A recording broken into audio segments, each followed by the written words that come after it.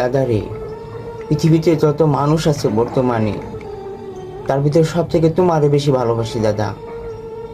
কত সুন্দর তোমার যুক্তি দাদা, কত সুন্দর তোমার কথা।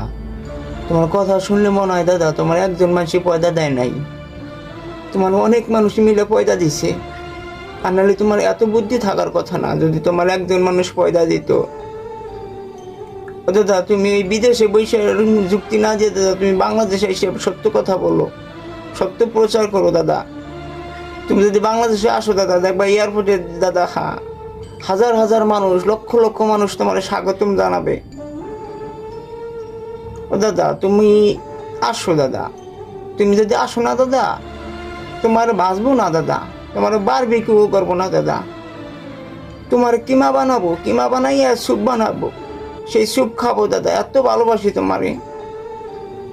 কি সুন্দর যুক্তি তুমি দেখাও দাদা। ও দাদা, অস্ট্রেলিয়াতে বলে এক ধরনের প্রাণী আছে দাদা, টানা 14 ঘন্টা মিলন করে দাদা। এই প্রাণীগুলো মিলন করতে করতে দাদা বলে মারা যায়। ঠিক দাদা, তোমার পাইলে দাদা ওরকম মিলন করতাম দাদা, মারা যাওয়ার আগ পর্যন্ত মিলন করতাম। এত ভালোবাসি তোমার দাদা।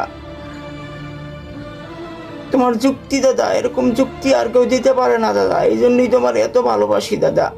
তুমি আসো দাদা, তুমি বাংলাদেশে আসো। আমরা অনেক মানুষ তোমার ভালোবাসি দাদা।